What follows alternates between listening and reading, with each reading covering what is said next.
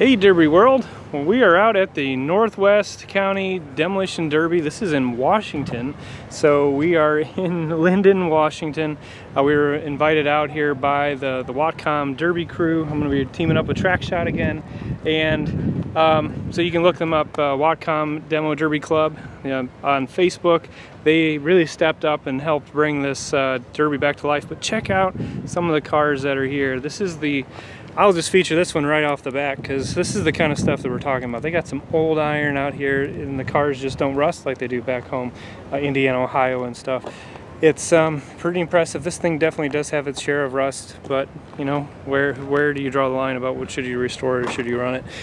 This is just really a cool piece, and I guess it's probably one of those deals where why the heck not. So we'll keep on walking through. I'm not really sure exactly what all is running tonight. It looks like we've got, I think they were doing a mini figure eight and a full-size figure eight, or maybe it's just a single event, but then they've got the full-size cars, they've got the mini trucks, it looks like, some minivans, all kinds of a variety. But look at some of this old iron.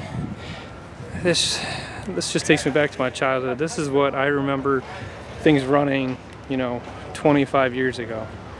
And they're still running them out here. It's just wild. Now you're going to see some differences in the rules and things they can do, things they can't do. One big thing you're going to see is a number of these full-size cars kind of doing some old school stuff as far as putting the big C-channel, bolting that onto the side of your car. You'll see that. It's kind of like an old Utah type thing. Man, just look at this. Well, they painted the inside, so I can't really tell exactly how rusty it was, but wow. This is 2024, you just don't see this stuff. Anyways, I digress. Alright, so here's a good example. So they got the C-channel bolted onto, and they said just sheet metal for the most part. Whereas, you know, we build a cage all up inside the door and everything else, they just bolt it right to the outside.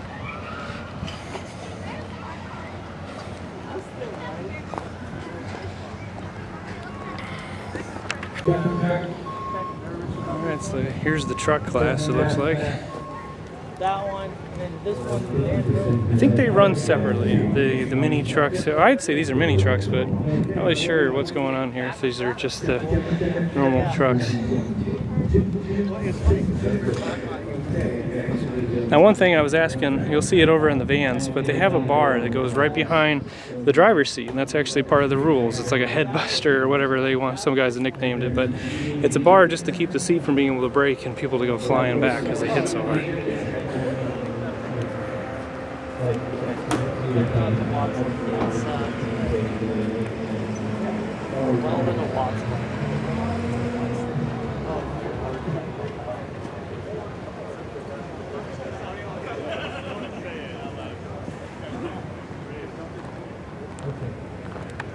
Alright, so we got the minivans here. So you're running minivans here tonight, first time they've done that.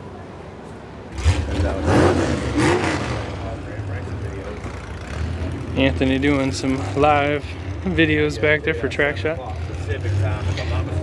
So yeah, right here, this is that headbuster bar I was telling you about. Look at this thing. This is a monster. He was showing me this thing. But they, yeah, they're required to have some kind of a bar to go behind the seat, so that way if it breaks, it keeps you safe. That's something unique that I've not seen back home. Normally we have to put our halos on the outside, away from your head. But here they're literally required to put it behind the seat.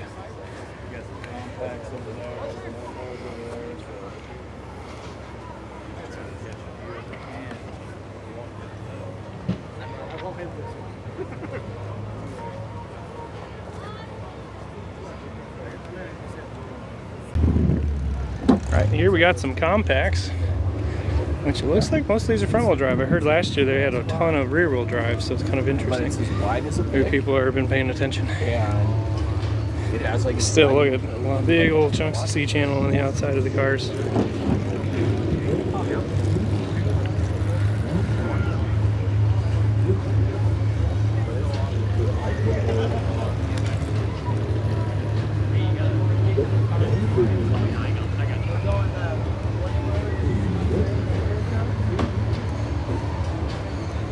And then it looks like this road just keeps on going, so we're gonna Let's capture these last couple here, and oh man, there's more vans and cars over here, so I was not even paying attention when I was filming. So yep, there is the compacts. But we're just gonna run over here real quick. Sorry you guys are going along for the ride. We got some more minivans here. The other thing you'll notice is their roof signs. They're required to have roof signs, and most of them are very large and prevalent.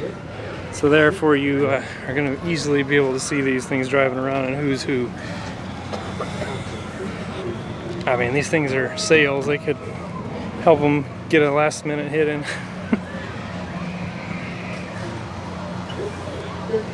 Looks like everybody is pretty well getting through tech at this point. Driver's meeting's in like 15 minutes or so, so keeping it moving. You stay back. So this is one of the cars that Jason Sauer tagged while he's out here. Tribute car.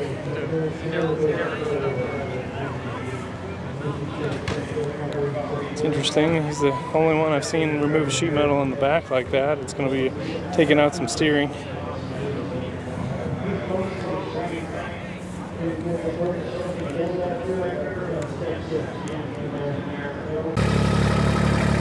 Some more full-size cars, and then I got more full-size cars coming in the next row. So hang on, guys. Don't leave me yet.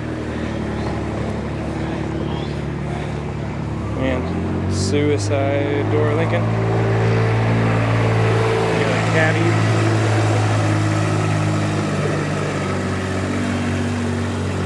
And Mr. Sauer over here tagging away. I found him. Yeah. Stay away on me. Alright, what are we writing on the back? Some trucking? Oh yeah, RJ and son Jerry. RJ and son Jerry. All right, now check this out. I was asking I didn't talk to the guy who owns this, I talked to his son. He said that he thinks this was an early 60s, like a 62, 63. Man, look at this. And he doesn't even know where his dad got it. He just came home with it one day, and here you are. I mean, this thing is pretty cherry.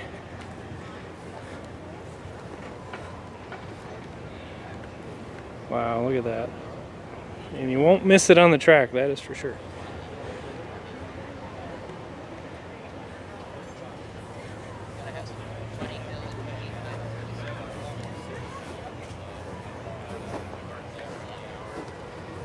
Really appreciate these guys inviting us to come out and check out this show.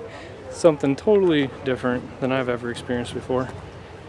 And I'm told that it's utter chaos on the track for the first few minutes. Everybody's hitting from both ends of the track. They're not just driving forward, they're not just going back, they're hitting from all directions. Oh, a cannonball shifter way out here, that's pretty cool.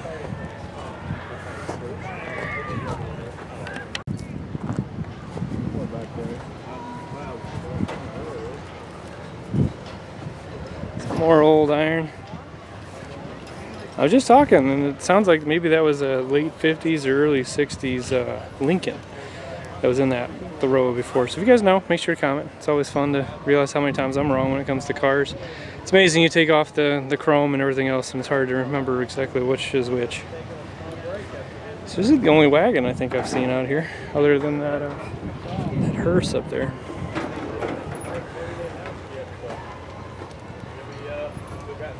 An old Chrysler wagon.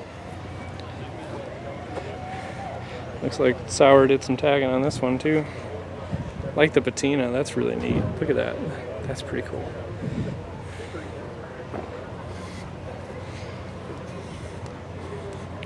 Man, look at this. I don't think that's overspray in the trunk either. Oh my goodness.